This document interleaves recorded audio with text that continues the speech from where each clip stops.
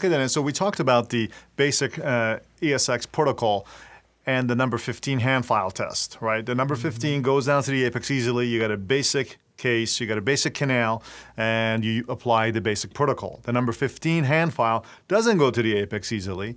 Then you have yourself an advanced canal, and you got to apply the advanced protocol to it. And what percentage of cases are basic advanced? We also mentioned that it really has to do with your practice composition, and no one can tell you because it's unique to your specific practice. So, you know, in my practice, I think the majority of cases that I see are advanced and advanced squared that are the tougher cases. But I think for most of the restorative dentists that are just doing endo a little bit on the side and having, trying to do some of the anterior premolars and the occasional molar, they're probably going to see about 20% of their cases that are going to be advanced, and the 80% are going to be the basic protocol. If the 15 has difficulty reaching the apex, now you're going to have to apply the advanced protocol. And what the advanced protocol is the use of specific files such as the orifice opener, right, and sizes 8 and 10 stiff hand files, so they can gradually get your tooth up to a size 15 hand file before you can apply the basic protocol again. The way I start most of the molars in that sense is that are a little bit on a simpler side, because the advanced protocol is not for very difficult molars. It's for, your regular molars, if you will. For the more difficult molars, you'd be using the advanced squared protocol. But those cases I end up starting having a size 8 and a 10 stiff hand file in there. And these are the Control Flex stiff hand files from Brasseler. And then as well as this combination of a 1505, which is the expediter file, and the 2 scout files. These are the 3 files that together create this thing we call hybridization of tapers. Because all 3 of these files are a size 15 tip, right? But then they have different tapers. We have a 1502 taper, 1504 taper, and the expediter is a 1505 taper. So the goal becomes, instead of getting the canal to a size 15 hand file before you implement the basic protocol, you have to still get the canal to a size 8 hand file or a 10 hand file, and then apply the specific hybridization of taper protocol, so that the ultimate canal ends up being, again, a size 1502 that you could then apply the basic protocol to finish, right? So the goal of an advanced canal is to turn it into a basic canal. And that means a file in which a 1502 has difficulty reaching the apex would be turned into a 1502 and a 1504 taper before you actually try to apply the expediter all the way to the end. So the advanced case just simply utilizes incremental tapers, maintaining the same tip size of 15, yes, to allow you to get to the point at which you can easily use the expediter, which is the 1505. Yeah, I mean, the goal is to turn all canals into a basic protocol. So an advanced canal has to use these additional files to become a basic canal. And a basic canal is one in which a 1502 goes down to the apex easily, right? So that was the definition. So we want to create a 1502 easy path. Before we do that, then we need to apply this protocol. And this is a protocol that we call hybridization of tapers. And then we can basically finish it with, usually ends up being a size 25 finishing file on the base. Because, these kinds of cases are significant engagement on the way down. So it would be a 25, but sometimes it could be a 35 as well. Or sometimes it's a 25, then a 35. You've added the use of the stiff hand files and the additional scout files. Yeah. Just to allow you then to apply your basic protocol to complete it. Yeah. Okay. So everything is finished as a basic, but these cases with the advanced canal and advanced root anatomy require a little bit of a pre-expediter work, if you will, or pre-finishing work before we can get into a size 1502. And that's probably best demonstrated right here in the technique card for the SX. This is the technique card that's provided by Brasseler for the use of the SX advanced protocol. And what you need to do here is at the beginning, you kind of scout and get in there, find out what's your available length with a size 8 hand file. Then you use the ESX orifice opener, which is a very, very efficient and a nice instrument that allows you to get coronal opening. So that and you do that with one or a few SSC motions, and each stroke of the expediter is also cleaned out, so that's SSC. And then once you have enough of a mid-root opening, then you take a number 10 stiff file and you work it down to the apex. You get your working length already, but we all know that going from a size 10 to a 15 hand file is very difficult, right? It's a 50% increase. It's a 50% increase in diameter. Right. So it's very difficult to instrument in those cases that are a little bit on a tighter side. So what you do at that point is to prepare the canal for the basic instrumentation. You follow this protocol that we call the hybridization of tapers.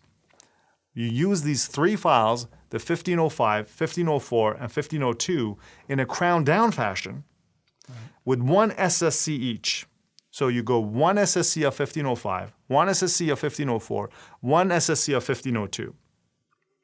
And you will find that incrementally, as each stroke is taken, the next file goes down deeper, the next file goes down deeper. I have found that the vast majority of time, after one sequence, the 1502 is already down to the apex. Okay? But in a little bit tougher cases, you may, as long as your canal is open to a size 8 or a 10 hand file, remember you always have to have stainless steel ahead of your nitile files. So stainless steel creates a path, nitile files enlarges that path. So as long as you have a canal that's open to a size 8 or a 10 stiff file, this sequence, or I call this a cycle of hybridization of tapers of the 1505 one stroke, 1504 one stroke, 1502 one stroke, and then once you reach the 1502, if you're not down to the full working length, you go back to the 1505. 1505, 1504, 1502. 1505, 1504, 1502. You know, vast majority of time, only one cycle is all you need to get to a 1502. Sometimes if it's a tougher case, may need 2 cycles. Right. You know, rarely 3 or 4 cycles. Usually if it requires 3 or 4 cycles, you're talking about an advanced squared case. You're talking about a really difficult case. That's a different protocol.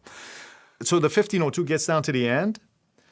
Then at that point, you have a basic canal, right? The 1502 is down to the apex. You can finish it with then you got to get the expediter down.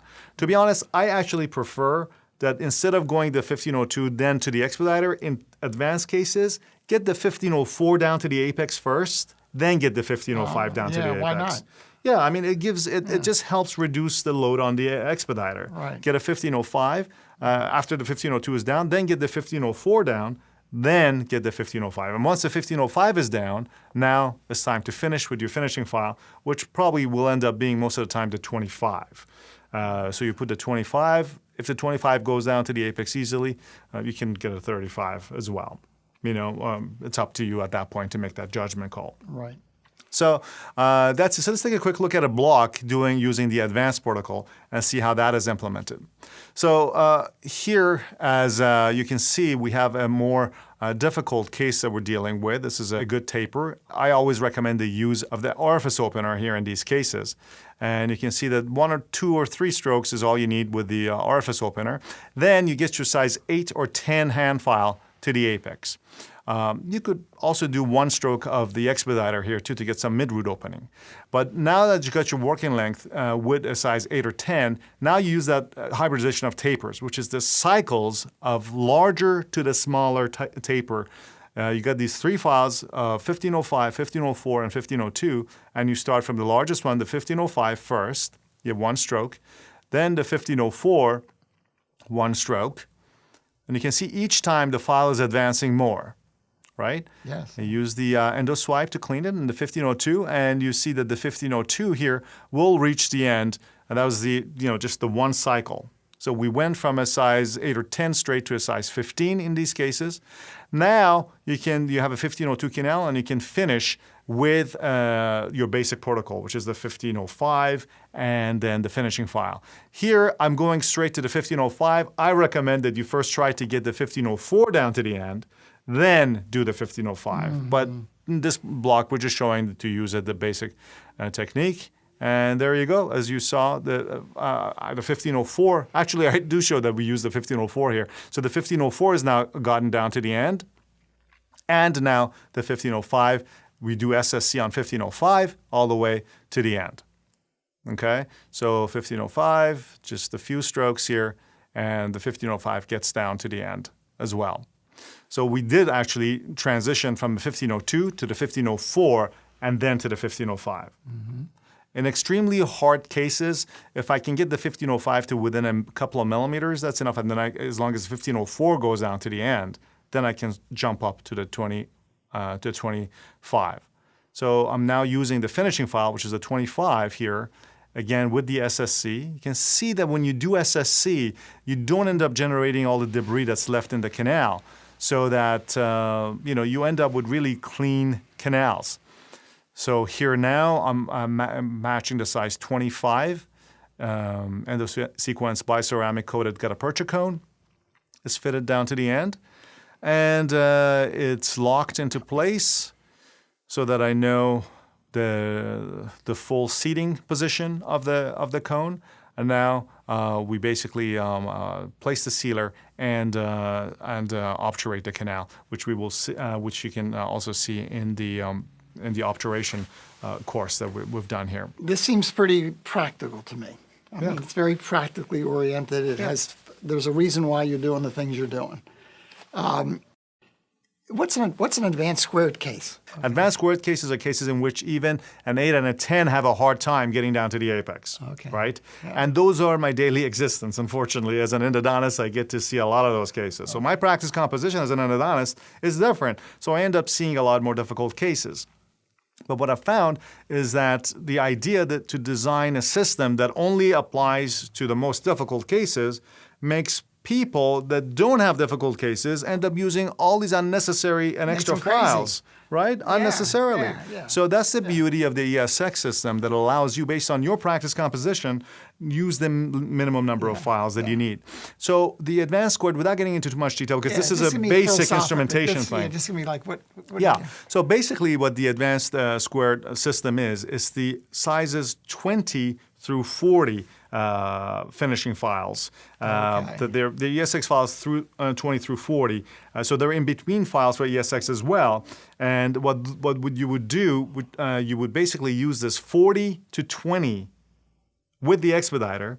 So we're talking about a total of 5 or 6 files. And that's what's needed. I mean, you really have to use the right number of files for these tougher cases, because they have to share the cutting of dentin among a few different files so that you can reduce the amount of load that is taken on each file. So here we use a size 40 down to 20 in a crown down fashion, SSC on each, and we do cycles, just like we did a hybridization taper cycle between those 3 files. We do it among these 5 files back and forth. So until the file that we want, which is what we have is we have the availability of 2 additional sizes, the 30 and the 40. Yes. Which is what you then are adding to the 20, 30, and 40 are available for the advanced square. Great, so you have a lot of versatility. These are protocols that allow you to to simplify the system based on most of the uses, but you have certain versatility. And if you add the end of sequence files to the whole mix, you have sizes 15 all the way through 80/04. So you have a ton of versatility. But these protocols allow you to, in my practice, at least allow me to do 99% of my cases. Right. So pretty much 100%, because I mean there's no other sizes that I end up needing. In your practice, from a practical standpoint, how often might you be using the basic protocol? 20% of the time? Yeah, in my practice, I end up using it about 20% because I don't get too many anteriors and premolars. I get mostly molars and tough molars and retreatments. So if you use it around 20% of the time in an average general practitioner's office, you'd probably be using it 80% of the time. Yeah. So it's just the reverse. That's the reverse. I mean, as an endodontist, I get the tougher cases. It comes with the territory. But a general dentist would be doing the opposite. So that would be, for the most part, a 2-file system, and that's what's the beauty of it.